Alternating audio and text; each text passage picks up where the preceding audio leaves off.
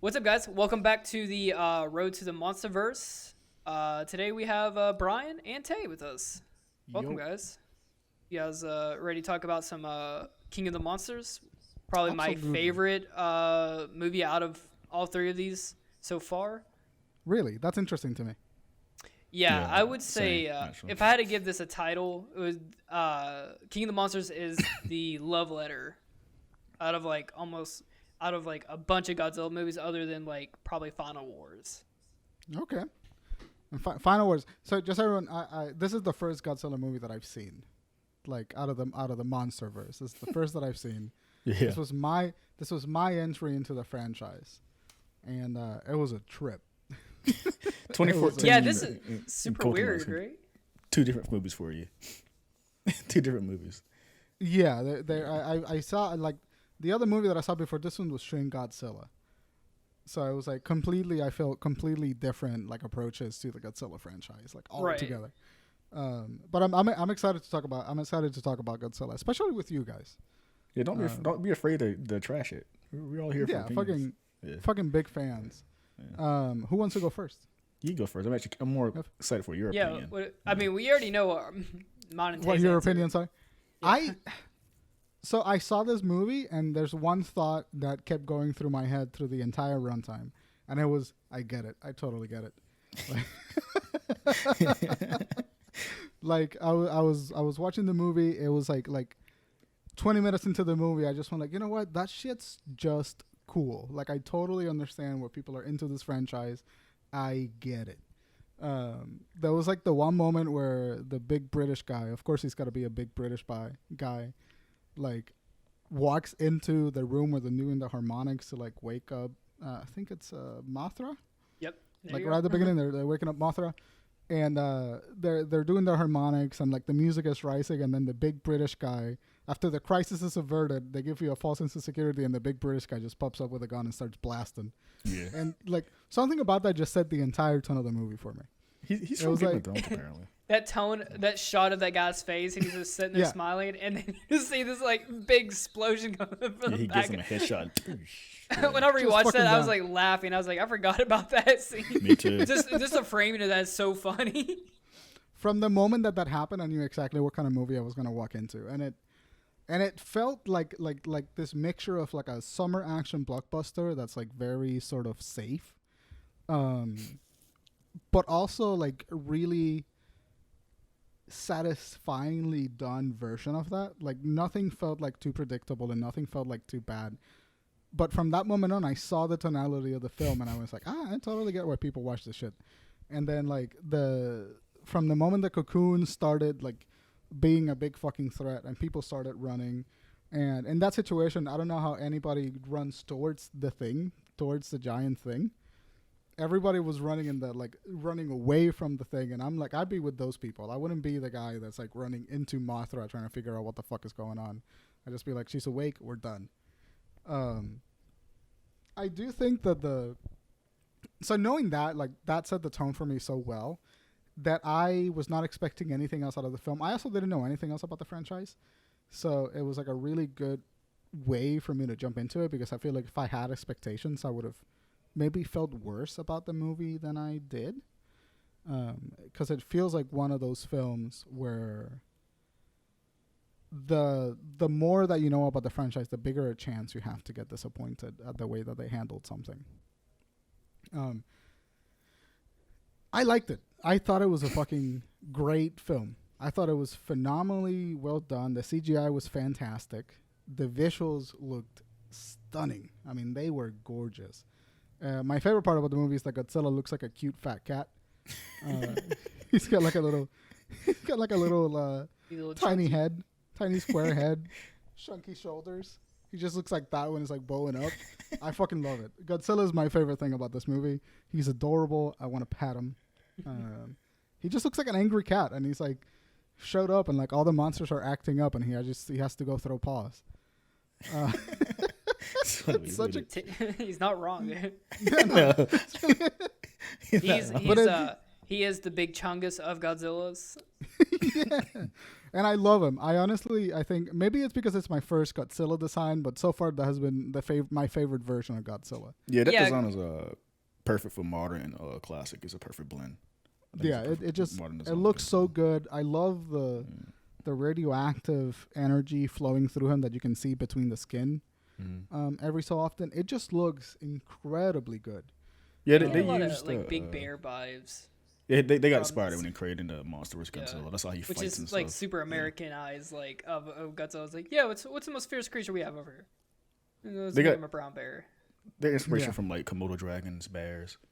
The way he roars, especially in 2014 film, that's how a bear roars. But you know what? Now since you say something, I think that's how they designed Ghidorah in this, was like a Komodo dragon. Komodo dragons, snakes, and stuff. Yeah. For Godzilla's character model, so what really happened is Mike Dougherty, he saw the 2014 character model and he threw it in Photoshop. So he took the original 1954 Godzilla's dorsal fins, photoshopped them on the 2014 Godzilla, and he said, "That's it. That's what we're gonna do." And it was perfect. Really? He just made his claws sharper and his feet sharper. That's all they changes for it. I think it's probably my favorite Godzilla design in recent years. It looks so good. It looks like, when I think of Godzilla, it looks like quintessentially Godzilla. I've seen a lot of. I'm not a Godzilla fan by any means, but I've seen a lot of versions of Godzilla, and none of them struck me as like Godzilla until I saw this design for Godzilla. Like, it really feels. I know you haven't seen 2014, but the first establishing shot that they have with Godzilla is the same shot that they used in 2014. In this one, where they do the slow pan up from his feet to his hands to his face, it's the exact same shot from 2014 when they first show him, which I thought that was very interesting. Yeah, that's awesome. And that's kind of what I like. That's kind of what I like about this film. So I didn't see 2014. I didn't see Kong, whatever the fuck. And I didn't see. Was there another movie before King of the Monsters and after Kong? It was a Kong. No, King of the just Monsters? these three movies here. Yeah. Okay. So I didn't see any of the previous two. No one really cares about them. I've never seen any of the other two, but I wasn't lost in the movie. So like structurally, in terms of plot, the movie holds very well by itself, which I think is always good. If you're working on a sequel, your movie should be able to stand by its own right. And like they sort of exposed me to the relevant information that I needed to be exposed to at the time that I needed to be exposed to them, but they didn't treat me like I was dumb. They just kind of explained it through context, which is something that I really appreciate of sequels. As far as I understand it, like the plot of this movie is that the main lady, Millie Bobby Brown's mom, I forgot her name. I should have. My future wife, actually. Pretty eyes, actually. Yeah. She's a fantastic actress, but I'm pretty sure she wanted to revive all of the monsters, awaken them, because she thought that the Earth needed to be reset. Yeah. And then immediately after she did it, Millie Bobby Brown's character was like, "You're an asshole," and then she was just like, "I got to take it all back," and then so like, all right, she awakened Ghidorah, which I should say, like, spoilers alert. Obviously, I've said it for every one of these that we've done, but yeah just go ahead. This is spoiler. We're talking about the entire movie. She woke up Ghidorah, and then Ghidorah woke up everyone else. Yeah, she didn't mean to awaken him, and then she was like, "Oh fuck!" Like, oh. Not in that. The orca was beyond her control. Ghidorah just didn't comprehend that mess. He did his own, so she couldn't control it in general. So that's my thing. How this is where the plot got confusing for me. The human element of the movie is it's insanely convoluted for me. Because I don't understand the relationship that the mom had to the monsters. I know that they made the orca, and I know that great value Tom Cruise was married to her. Damn, that's a good. That guy? That was nice. He's a great I actor. applaud you for that. He's a great actor, but he looks like Tom Cruise. Yeah. He's got like a budget Tom Cruise face. Fun fact: he was in Kong 2005 years ago. Really, the Peter Jackson version? Peter Jackson, yeah. He was actually Kong. Shut up. That was actually a suit. I really like this performance. There is a problem that I have with the human part of the movie, and it's like everyone talks like they were written by a 17-year-old that thought the dialogue sounded cool. Mm-hmm. Everyone, it just sounds so cringy. You know what? I think the exact same, because when I was watching it again and I was watching the dialogue scene when they're having the conference call, or not the conference call, but the meeting between Urasawa and then I guess Congress or wherever. The dialogue between that scene was very super, like, just like I was like reading off in my head. I'm like, yeah, I could see this wrote on a piece of paper, just like your atomic lizard and shit like that. I didn't like the funny guy of the movie. He was annoying. The guy from Silicon Valley. I don't know Tom Hiddleston. Yeah, he was annoying. Like, I did not like his character whatsoever at all. He's a forced comic relief. Yeah. Yeah. It seemed like the movie didn't like need a comic relief. I mean, the comic relief was like the white-haired guy with the glasses. That's the guy I'm talking about. Yeah, I didn't he like would have him. been. Yeah. That's the guy you don't like, or you? Yeah, I don't like him really. Oh yeah, I thought you were talking about the skinny guy with the. No, not skinny guy. Okay, so not Tom Hiddleston's character. I don't know the other guy's name. I don't know his name either. I feel like I should have looked him up before I signed in, but I just didn't. That white-haired guy. Hated him. Yeah, he just forced comic relief for the audience. Like, I didn't even laugh. He talked in the way that like 14-year-old boys want to talk when they write stories. Exactly. You know, like he was always cool. like trying to be quippy and then trying to like just sort of like someone would say something and just be like, "Oh, wow, actually." Yeah, it's just like shut up. Nobody. Yeah, that's how it felt. Bradley Wilford. Where's he from? Bradley Wilford. What movies he from did? The West Wing. West Wing. Okay. Yeah, I can see him in that. I've seen this guy before. I can see him in an Andy Sorkin show. That makes sense. I didn't like his vibe. I honestly hated every single character. Every single human character was bad, in my opinion. Yeah, I like Serizawa and the dad. Those are my favorite characters in the movie. You can't hate on Serizawa. Take that back. No, if you're gonna criticize Serizawa, the only thing he judges says Godzilla. That's all he says. That's all he needs to do.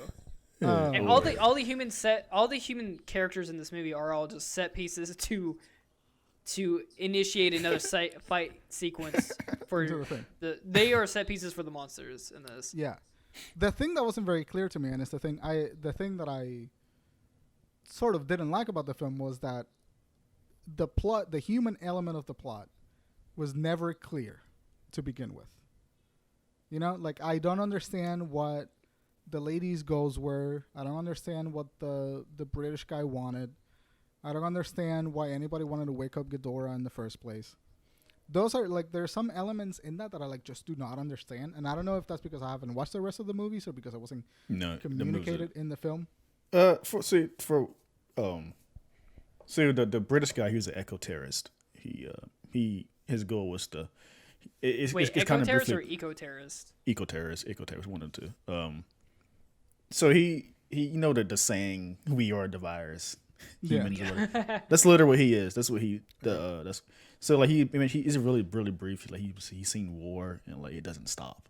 We cause the issue to the environment, all this stuff. So he wants to release these titans because he know they radioactive radiation can cause great things to the environment.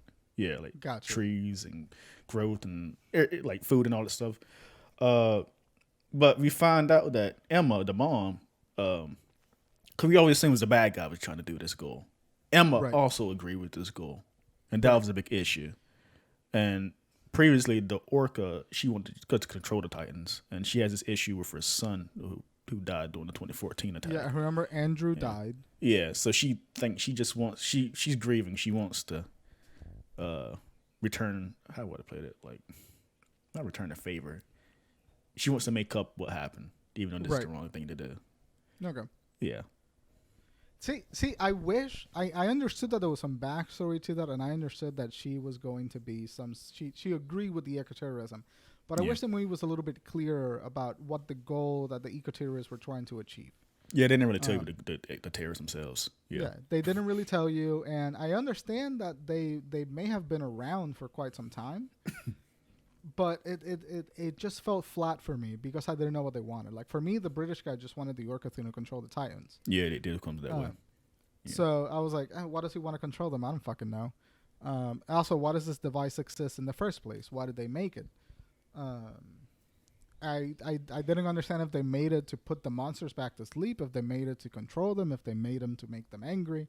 I think it's to control them.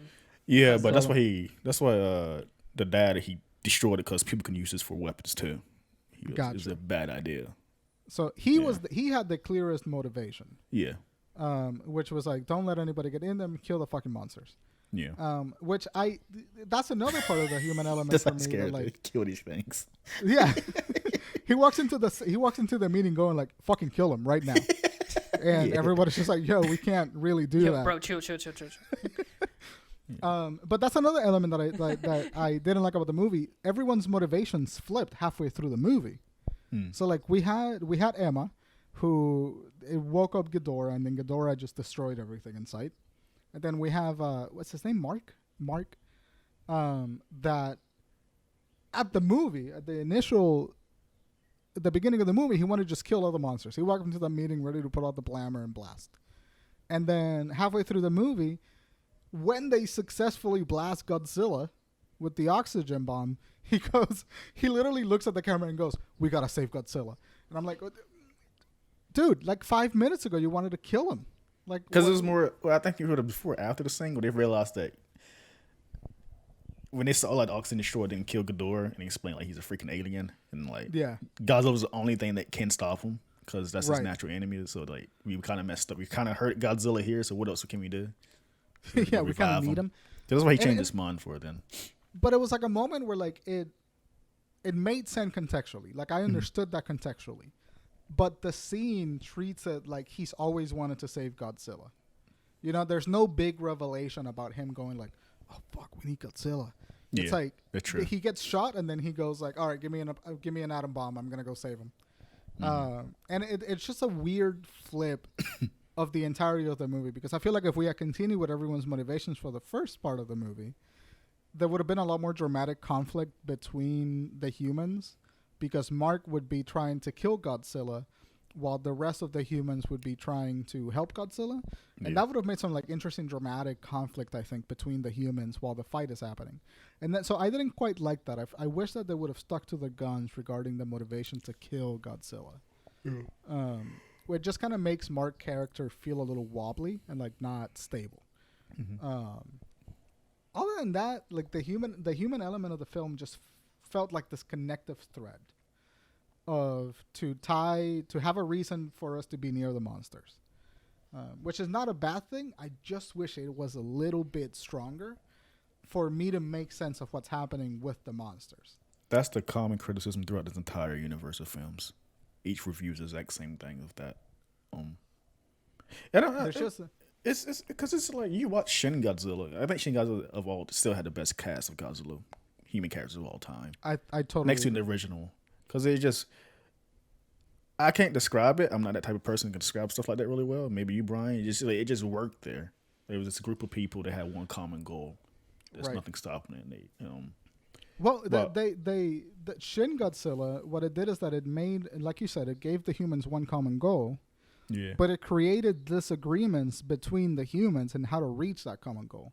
There were different philosophies on how to operate when Godzilla attacked, and that generates dramatic conflict because you need a goal and you don't know if someone in the team is going to be unhinged enough to do a thing that may help or may not help.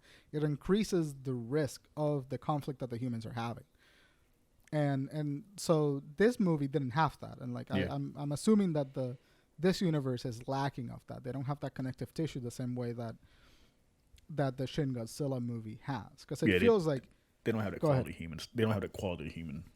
Writing. Which also, I mean, but like also, Shin Godzilla is a one-off, more serious tone of a movie. This is a summer blockbuster, while that was a like action horror.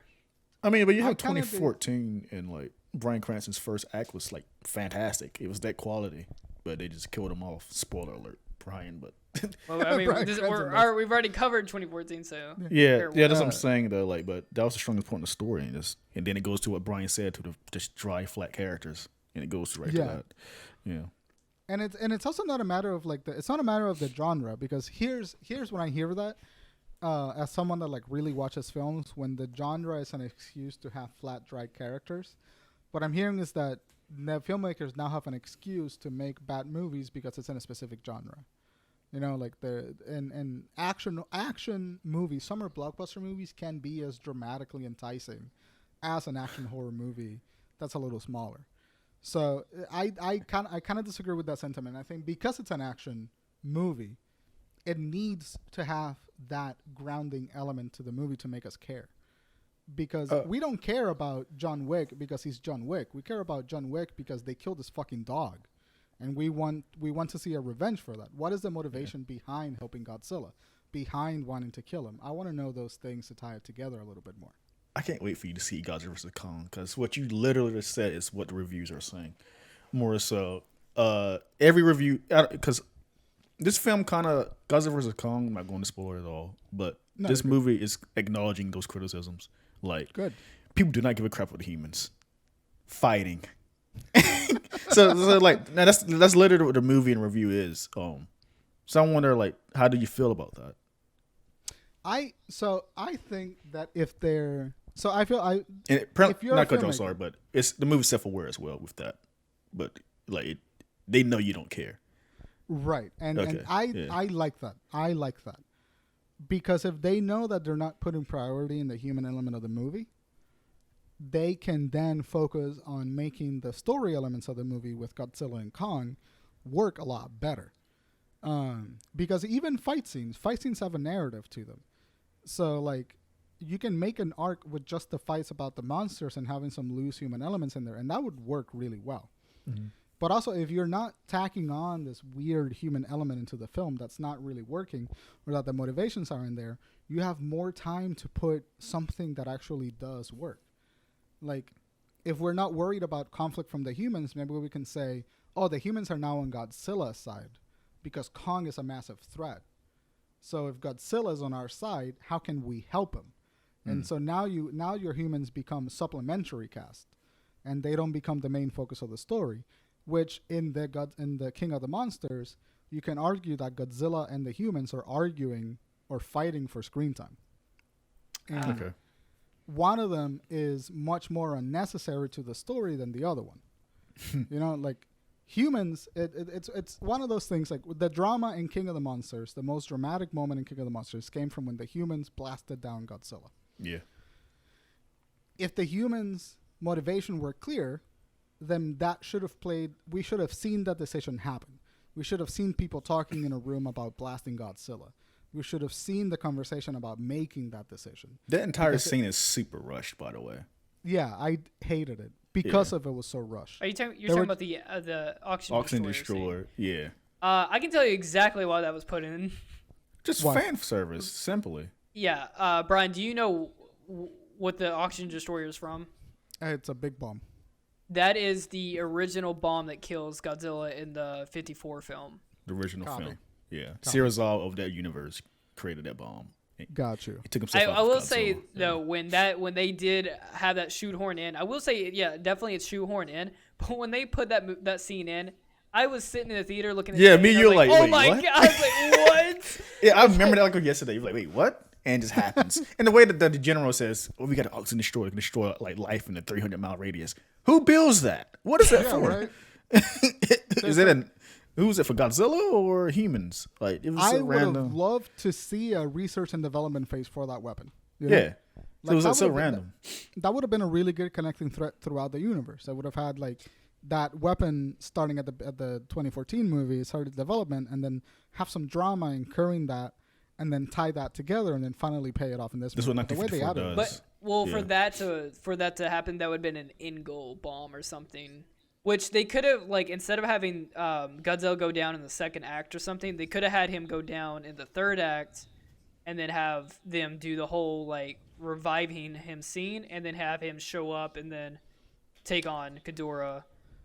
Because that can't happen though. Because, sorry, go ahead, finish your thought. Well, I was going to say it would have been less like jarring to have it in just the middle of the movie.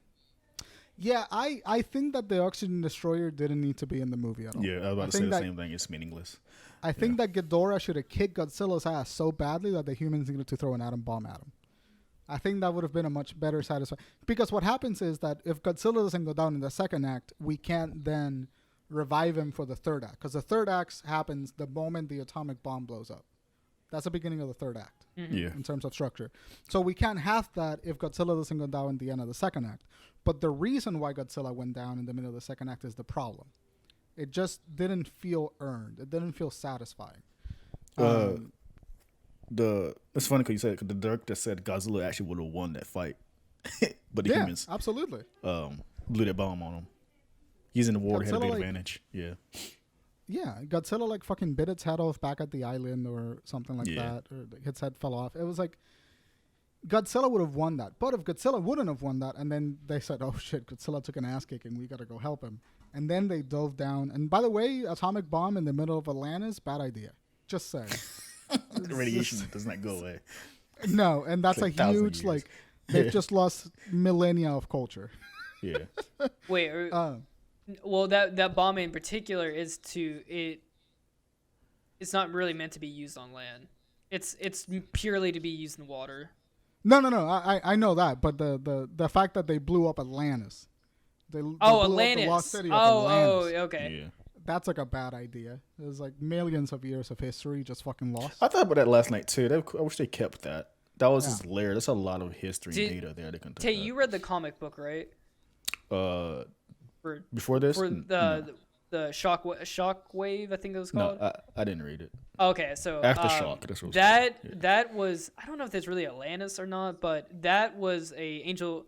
So in the comic, it shows like Godzilla like before all this, and Godzilla actually rescued those people, and all that was above land, but like way before time. This is like when this is like when before like the creatures started going down further and further into the caverns for like the radiation stuff. But back before then, there was this radiation everywhere, and humans and then all these kaijus like coexisted. Yeah. Right. Which I would say there is an awesome scene. I know, Tay, you were talking about like how Mike Dartry like changed Godzilla's dorsal fins. Yeah. There's a really cool scene in the. Oh, I know the reason for that. Yeah, I know the reason for that. It gets smashed open, and it's just like it's just leaking out like radiation, and it looks so fucking cool. And I wish they would have actually just did that in the movie, because I would have loved to see that on like the big screen. Like Godzilla's fin gets cracked and starts leaking radiation. Is there an excuse to change the design of the movie? So it just gives them like backstory and why they like has the like the curves in it and stuff. But it gets completely smashed open, and then that's why it looks like that. It looks that's really badass. But yeah. See, I loved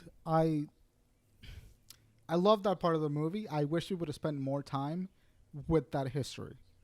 I wish they would have given us a little bit more exposition about that in the earlier part of the movie. You know, like I wish Godzilla hadn't made it so far into the movie when he was fighting Ghidorah. I wish he would have gone down at the middle of the second act, and then we would have had like a history layer about the world to sort of make it feel more cohesive and drive down the theme of coexistence, because the theme of coexistence with the kaijus is sprinkled throughout the movie, but they don't talk about it.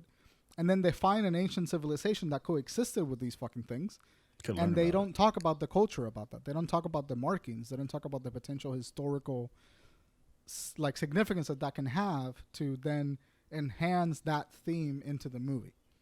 That makes sense. So there's a couple of structural elements about the film that I found to be really disappointing, and they all focus on the humans. They really do. Part of the movie. And it's not because the human characters are inherently bad.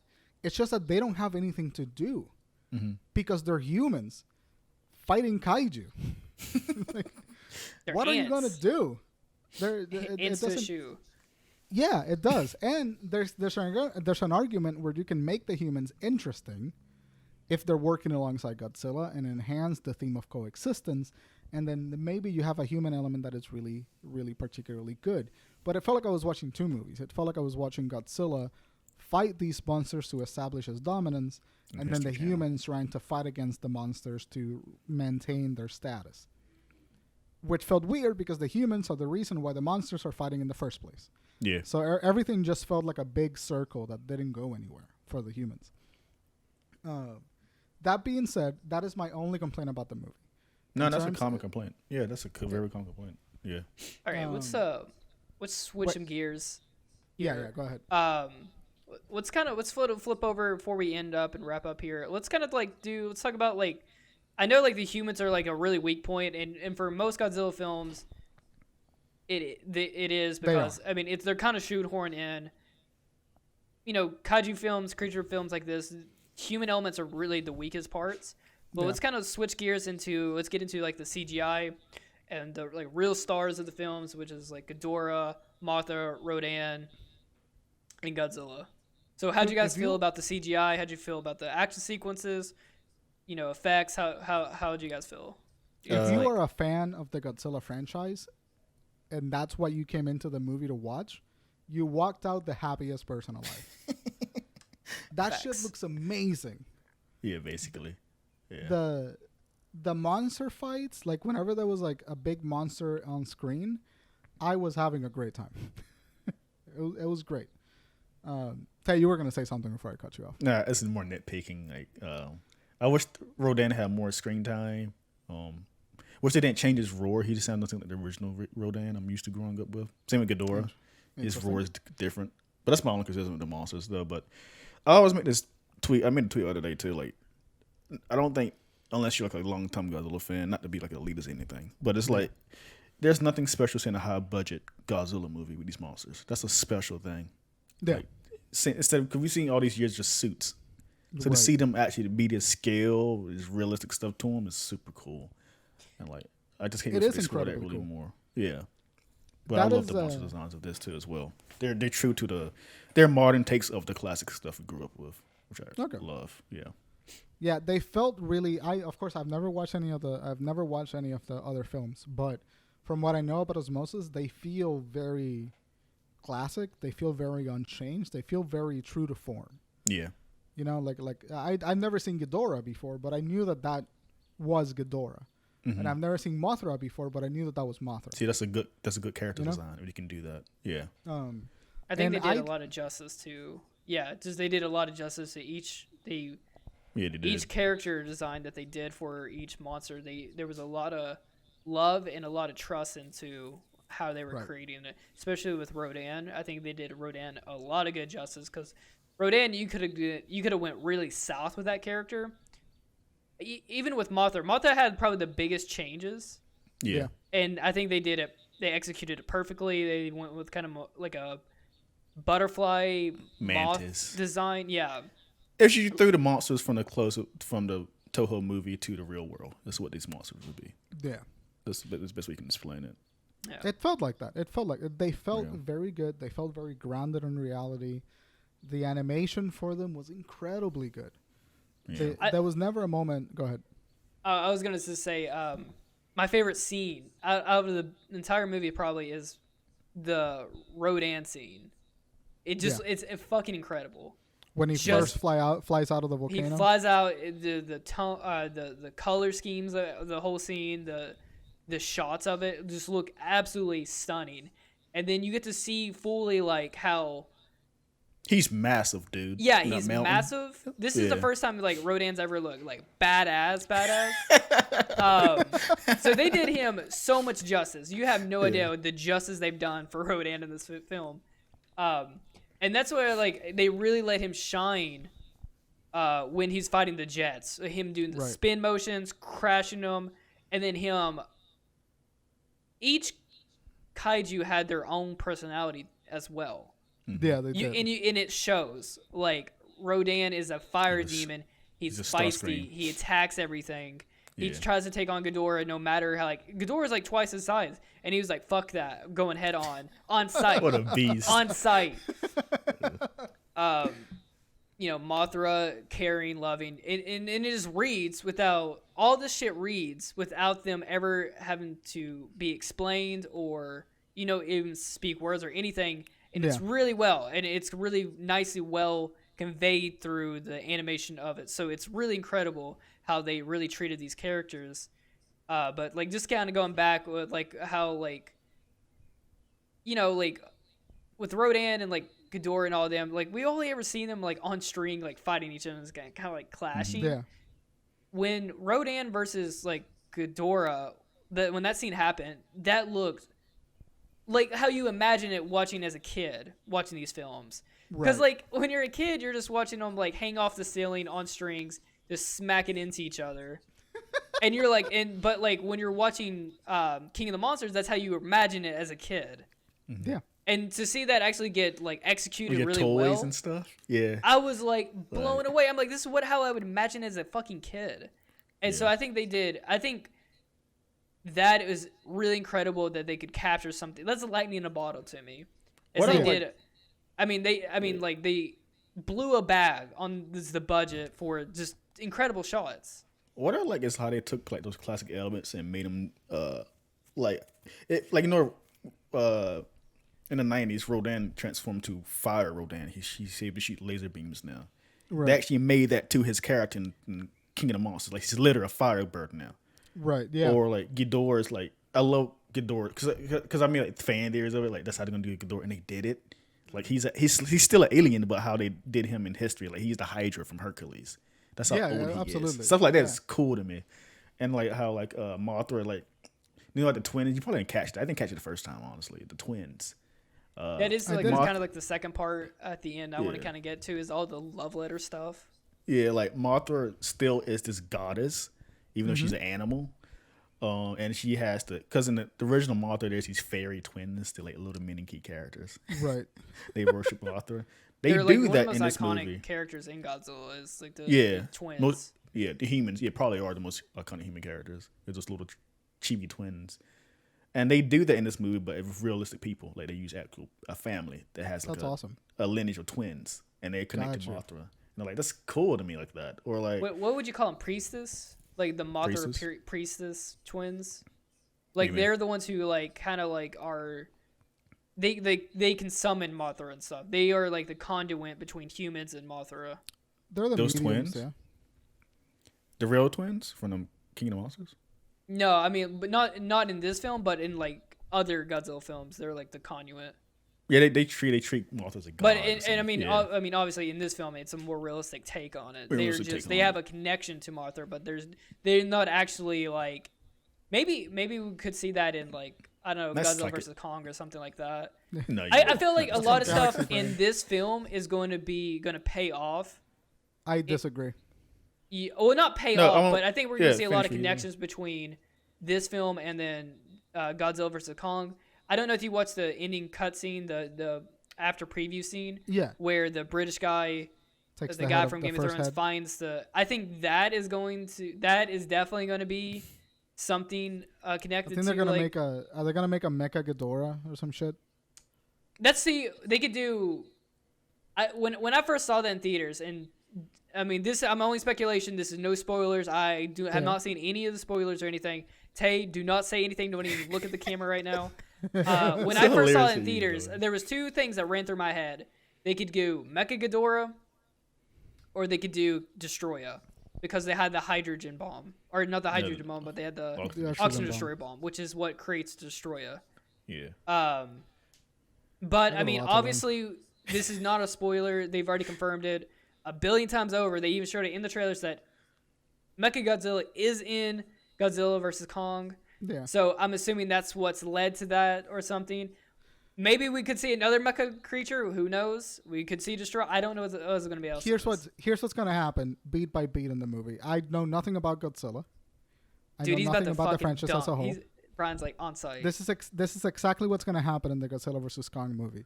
Kong is going to be brought into New York City or wherever the fuck they're at by the humans. He's going to start fucking shit up. Someone's going to go like, we have to wake up Godzilla. This is too big a threat for us to handle. Godzilla shows up, decks Kong in the face, kicks his ass. And then in this Batman versus Superman moment, they have to team up and they fight against Mechagodzilla because someone made a Mechagodzilla for some fucking reason, for whatever random goal that they want. And they fight against Mechagodzilla. And then this might be the first movie that they don't kill Kong. Because Kong has died in every other movie besides potentially this one. Look at Tay screaming. Yeah, Tay's laughing in the corner. And so that's what I think is going to happen. I don't predict that there's going to be Mecha Ghidorah. I don't predict that there's going to be like a big twist like that or like Destroyer or whatever. It's literally going to be the BVS of the Kong universe, except done a lot better than BVS. From what I read, it's way better than BVS in terms of yeah, but it's going to be the same plot structure. Two big baddies fight a third baddie, and then that sets up some sort of deeper universe connotation when then there's a bigger baddie that comes along. And then we have King Godzilla and Kong sort of fighting that big baddie. Let me have a counter argument to that. I don't think it's going to be like that because that is way too predictable. But look at this fucking movie, Crockett. I know. I would tell you one thing: those trailers are a lie. That's all I'm gonna say. I was gonna say that like they capture Kong, and the Godzilla attacking Kong. I say Kong never makes it to the mainland at first. I think when they keep him on the boat, they capture him, they take him off Skull Island. I think it's Mechagodzilla attacks him first, and then I think somehow Godzilla is resting or something, and Kong is going to have to go down. I guarantee Kong's going to go to Hollow Earth or some bullshit. This is so funny. Wake up Godzilla, and they're going to have to team up to fight him. I guarantee you that's what's going to happen. This is so funny. Tay has so much power. I know. I'm hate like it. God on Beerus right now. This is so. I can't wait for you guys to watch this. So I hope you're fucking wrong. I hope you completely misread those things. Just like when you read. No, they 100%. By the way, they are 100% right. Yeah. I'm very excited to see Godzilla vs. Kong. I see the structure of the movie going down very predictably, just by the nature of the last movie that I saw. There was nothing unique. There was nothing special. There was nothing set up about the structure of King of the Monsters. I am not expecting that for Godzilla vs. Kong. I will tell you, there's no like the movie doesn't make like it ain't no Marvel movie which sets up something in the future. It just ends. It just is this simple story. Yeah, I'll tell you, there's no post credit scenes or nothing. Yeah, it's nothing. It just no post credit scenes. It just tells the story. Ends. Yeah. Okay. Yeah. Which I'm very glad that is the case. I like those movies a lot. In terms of CGI, this movie looked incredible. The set pieces were fantastic. The one thing that I like in kaiju movies, which Pacific Rim did it very right, is the sense of scale that these characters have. Mm-hmm. You know, like if Godzilla throws a paw, like that's going to take a bunch of time to get to the target. And if you're looking down from the perspective of a human, which is kind of where they put the camera most of the time, like the camera is like very chaotic underneath or very wide in the air as if it was like a plane watching it. I mean, you can see the weight of these punches and these bites and these energy beams. I think they tried to capture it from 2014 because Garrett Edwards' film was a lot of those shots to show a lot of their weight and size. Right. That stuff loses as essential. I don't think you're gonna get that with Godzilla vs. Kong. Who's directing it? Who's directing Godzilla vs. Kong? Adam Wingard. Okay. Yeah. I don't know enough about his filmography. He does not have a lot of good films under his belt. This is probably his best movie, from what I'm reading. Because when they announced Adam Wingard, I wasn't too confident in him. He's done a little bit. Let's see. What Bryan was saying, I missed that scale size. 2014 is the only movie in this franchise that does that. Yeah. And I think that the Pacific Rim come out before 2014? A year before, yeah. A year before? Yeah. I think that, honestly, and I think Pacific Rim is largely responsible for that style of animation. Mm-hmm. Because the scale feels incredible. Even Mothra's flying, but she really feels like she's affecting the air around her. Yeah. I do want to say the one thing that didn't read well with me was like which also I just want to talk about the scene as well too. When Ghidorah picks up Godzilla and you see him up in the air, right? Yeah. And you see the clouds swelling under them. And Ghidorah is like grabs a hold of Godzilla and just lets go. That is such a fucking beautiful shot and well made. Yeah. It looks, and it's the first time you could actually see. I mean, like it's a really, really wide shot because these creatures are fucking massive. And it's honestly like watching two gods fight it out. It's incredible. And you know what? That's another thing that I want to celebrate this movie for. It's for the use of wide shots. The Well, you use have of, to. the use of the use of white shots is so good because in God, an that action movie, last scene. Oh my god. it's incredible. It looks I think fantastic. I was like saying, "What?" I lost it at that last scene, dude. That's literally what I want from these movies. Like, Here's something that bothered me about the fight scenes with the humans. yeah, If Godzilla steps next to you within like 150 feet, there's no you're dead. shockwave. You're done. Yeah. You're Well, dead. that's actually the point I was getting to was Yeah. when he drops him, that entire city, DC should have been Gone. wiped off the fucking face of the planet. He is probably like 3 billion ton, Yeah. dropping from higher than the clouds. Yeah, he was That's high, probably like 6 stratosphere, atom so- bombs hitting the ground at once. It's absolutely That should have thing. like been world ending for them right there. Not And like that. all you really got when- was like some smoke coming. when out. Gaza first comes and he's looking for Madison, he's shouting. You know, the scene of lightning's like burning up the soldiers and stuff.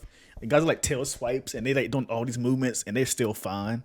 Ghidorah still literally picks up Godzilla and drags them on the ground. They're still alive. like come on. Rodon literally flew through a city. Yeah. And it just took away everything behind it. And these people are below Godzilla's feet and they're like, fine? I think the road anime made that was the most sense on like the animation. This scene of, is like, crazy, by the way. Yeah. It looks so good. Jesus Christ. It makes the most sense.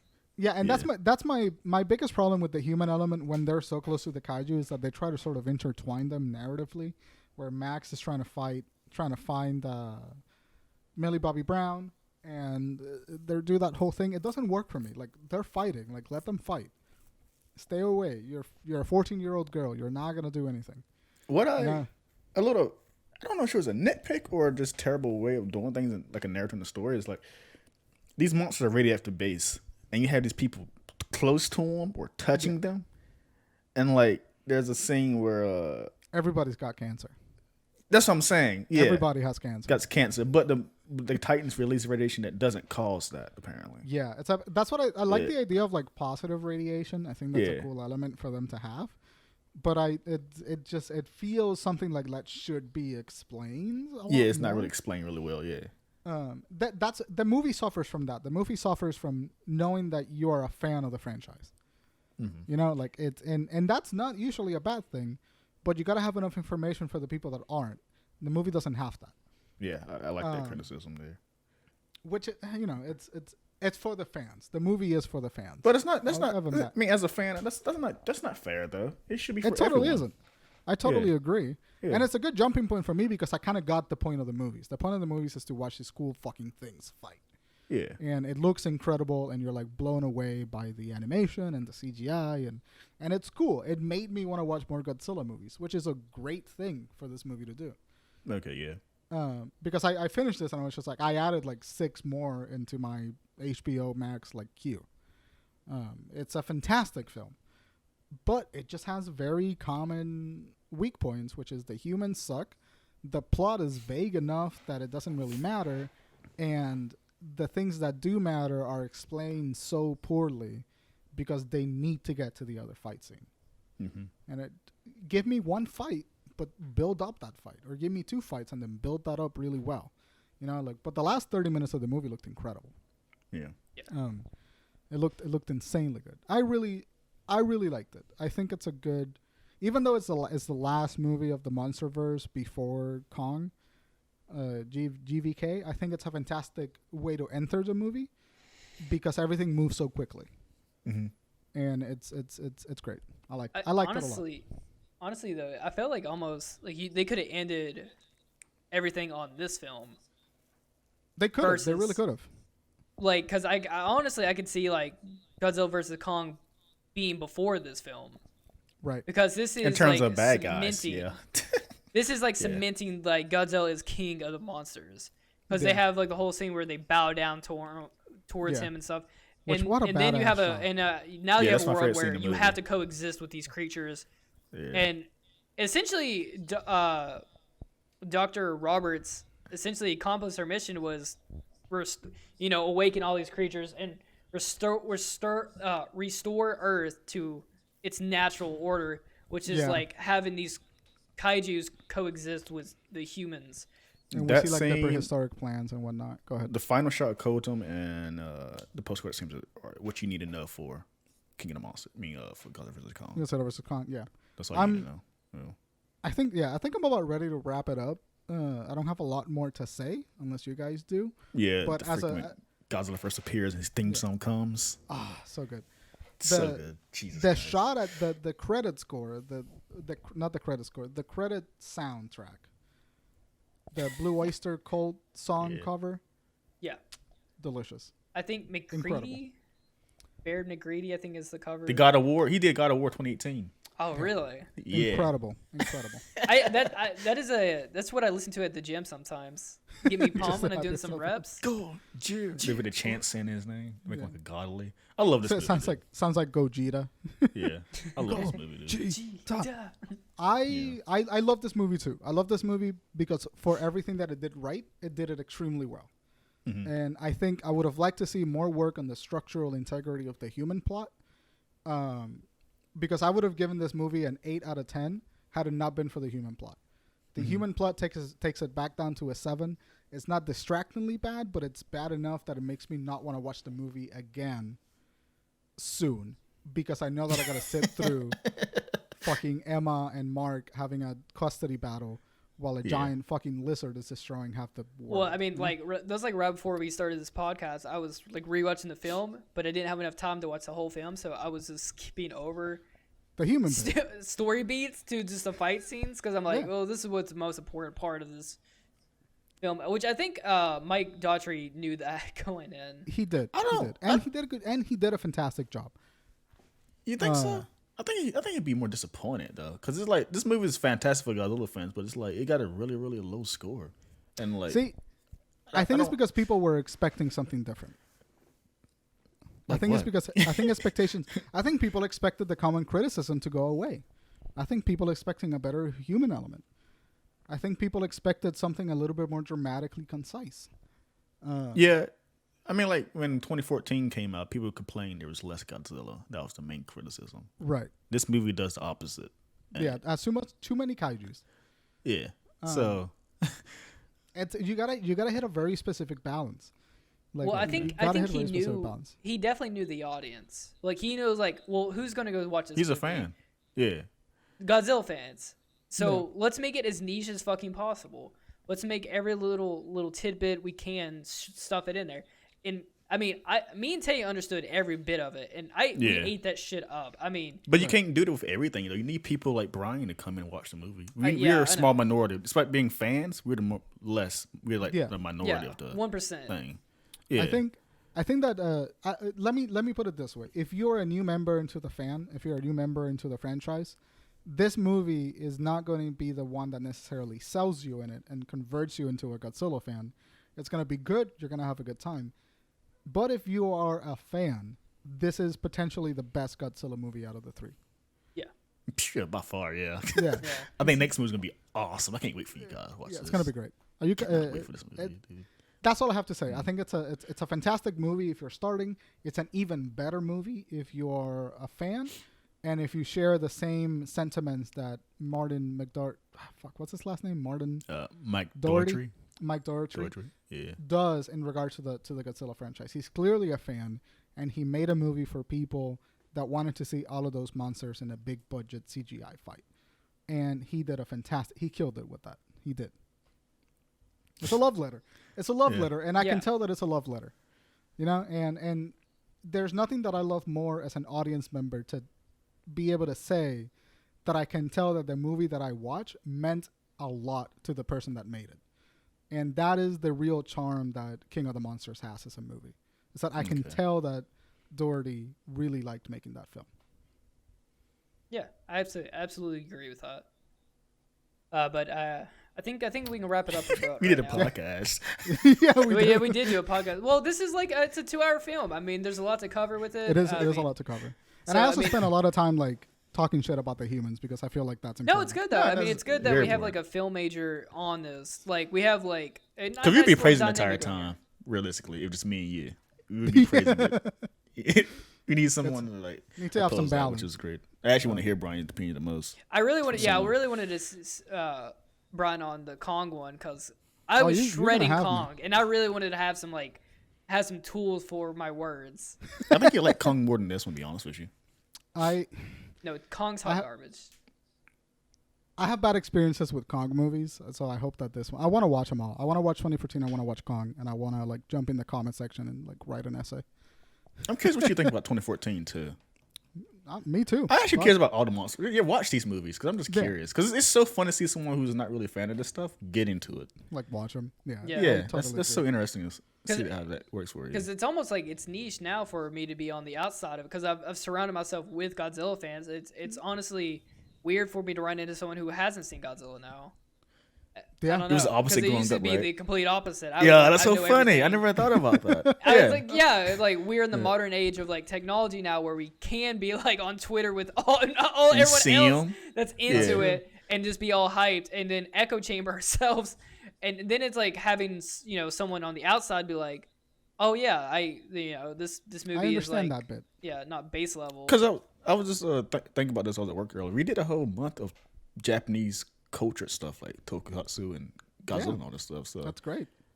Should have started every podcast with Konnichiwa. Yeah, Bryan's trying to understand that culture as well, like men in suit and all that. So this is, watch this stuff, Bryan. It's fun. I would say the main thing, these movies are fun. This genre is fun. Totally agree. Most important thing of it. Totally agree. Well, boys, I think we can wrap it up. I think that was an excellent review. Podcast. Hell yeah. That was Bryan, where can they find you at, my man? You can find me at Twitter at BryanArchilla, and you can find me at Twitch at... You can find me on Twitch at BryanBrowny. BryanBrowny. Jesus Christ. I swear to God. I'm trying to say that URL. You can find me on Twitch at twitch.tv/BryanBrowny. God damn. There you go. BryanBrowny. BryanBrowny. Delicious. Cup of milk. Tay, you want me to say yours? Yeah, Tay. Yeah. You can find Tay you can find Tay on Twitter _TayInfinite. I just need to hit a soundboard and just have Tay's like thing like just read out. You ever record it and send it to you as audio files? Yeah, let me put it on a flash drive. I'll hook you up. I wish my soundboard worked on this, but I would have to have my desktop audio on. Maybe one day. Guys, if you want to follow me, you can follow me at cyber_calamity at Twitter, and you can follow me on Twitch. You can follow me at CyberCalamity. But guys, thank you so much for coming down, talking about some Godzilla, King of the Monsters. Tune in sometime this week for our GVK review, which will be going up. When are we gonna put that up to? I have no idea. Whenever the movie comes out Wednesday. When are you guys free? Look for it sometime this week. It will be. It will be this week. I know. This week, it'll be definitely this week. Thursday night or Friday. Thursday night or Friday. That's probably when it's gonna show up. But guys, thank you so much for coming down, and we'll see you for GVK. So, gang, see you there. Most importantly, Kong sucks.